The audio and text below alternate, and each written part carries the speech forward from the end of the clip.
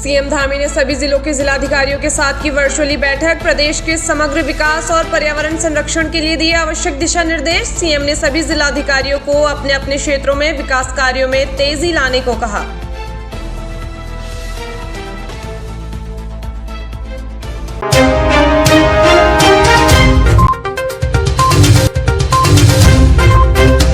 एक महीने में केदारनाथ यात्रा से 200 करोड़ का हुआ कारोबार। हेली सेवा और घोड़े खच्चरों के संचालन से हुई अच्छी आमदनी। बता दें कि बीते एक महीने में होटल कारोबार से 100 करोड़, हेली सेवा से 35 करोड़ और घोड़े खच्चरों के संचालन से 40 करोड़ की आमदनी हुई है।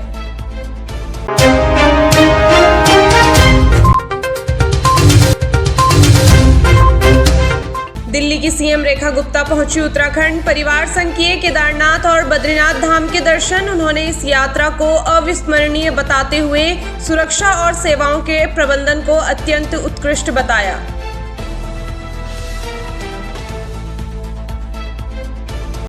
सीएम बनने के बाद आप केदारनाथ धाम में पहली बार आए हैं, फिर क्या बताएं? आज बहुत ही प्रसन्नता का अनुभव हो रहा है कि बाबा के चरणों में मैं अपना माथा टेक सकी। बाबा केदारनाथ की कृपा हुई, परिवार समेत मैं यहाँ दर्शन करने आई हूँ और मैंने बाबा के चरणों में एक ही अपनी मंशा जाहिर की है कि प्रभु इतना आशीर्वाद हो हम भारतवासियों को कि विकसित भारत, विकसित दिल्ली के इस लक्ष्य को हम सब मिलकर के पूरा कर सकें। और मेरे ऊपर तो जो प्रभु की कृपा है, जो जिम्मेदारी मुझे दी है दिल्ली के विकास के लिए, दिल्ली के लोगों की खुशहाली के लिए, मुझे प्रभु की शक्ति मिले और मैं अपने कार्य में पूरी मेहनत के साथ, पूरी शिद्दत के साथ में दिल्ली के निवासियों की सेवा कर सकूं और हम सब के ऊपर बाबा का आशीर्वाद बना रहे, देश आगे बढ़े, दिल्ली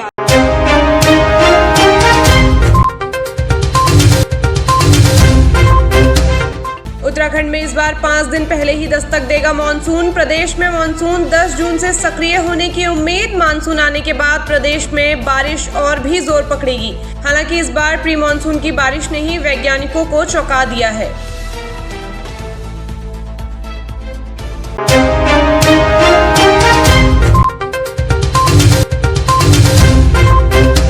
खटीमा में हनी ट्रैप गैंग का भंडाफोड़। महिला समेत 3 गिरफ्तार। हनी ट्रैप गैंग के खिलाफ पहले से ही कई मुकदमे दर्ज हैं। बता दें कि ये गैंग पहले भी 4 लोगों को ब्लैकमेल कर चुका है।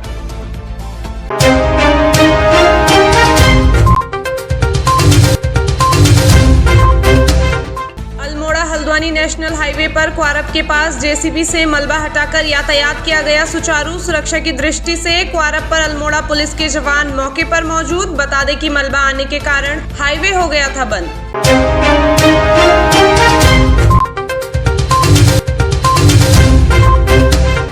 हल्द्वानी के बलयूटी ग्राम सभा के मोरा तोक में घर के अंदर सो रही बुजुर्ग को उठा ले गया गुलदार। शोर मचाने पर गुलदार बुजुर्ग को घर के नीचे खेत में ही छोड़कर भागा। गंभीर रूप से घायल महिला की अस्पताल में इलाज के दौरान मौत।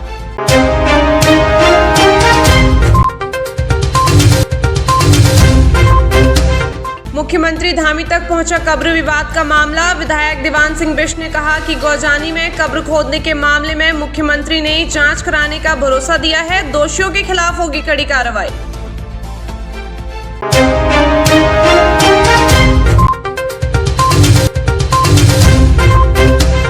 अंकिता भंडारी हत्याकांड को लेकर कांग्रेस का बड़ा ऐलान। 2027 में कांग्रेस की सरकार आते ही अंकिता हत्याकांड की फिर से होगी जांच। में हमारी सरकार आई तो हम इसमें एसआईटी की जांच करवाएंगे और एसआईटी की जांच में जिन्होंने बुलडोजर चलाया, जिन्होंने वहाँ पर तोड़ की, उन सबको सजा दिलाएंगे।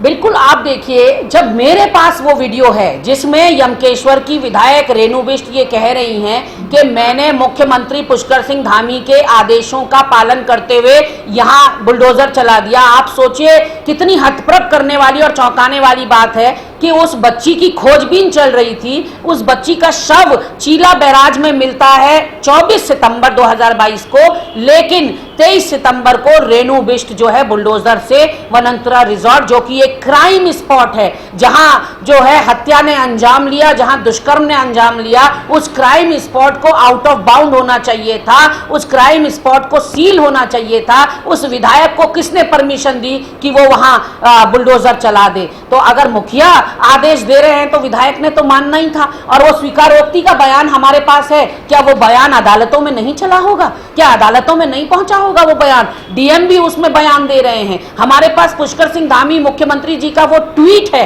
जिसमें वो कह रहे हैं कि मैंने कल देर रात बुलडोजर की कार्रवाई वनंतरा रिजॉर्ट में करा दी। ये ट्वीट उनका 24 सितंबर का है हमारे पास। तो ऐसे में बताए ना अदालत कि क्यों इन सारे सबूतों को कॉग्निजेंस में नहीं लिया गया, उसको पूरे न्यायिक प्रक्रिया का हिस्सा क्यों नहीं माना गया, और क्यों इस जघन्य अपराध के बदले जो है सजा नहीं मुकर्रर की गई विधायक के रेणु बिष्ट के ऊपर। तो ये अपने आप में यक्ष प्रश्न बना हुआ है। और माननीय हरीश रावत जी ने जो कहा है कि 27 में यदि हमारी सरकार आती है तो हम सीबीआई जांच भी कराएंगे, एसआईटी गठित भी कराएंगे और इसकी जड़ तक जाएंगे कि आखिर वो वीआईपी कौन था जिसको एक्स्ट्रा सर्विस देने के नाम पर अंकिता का ये हश्र हुआ।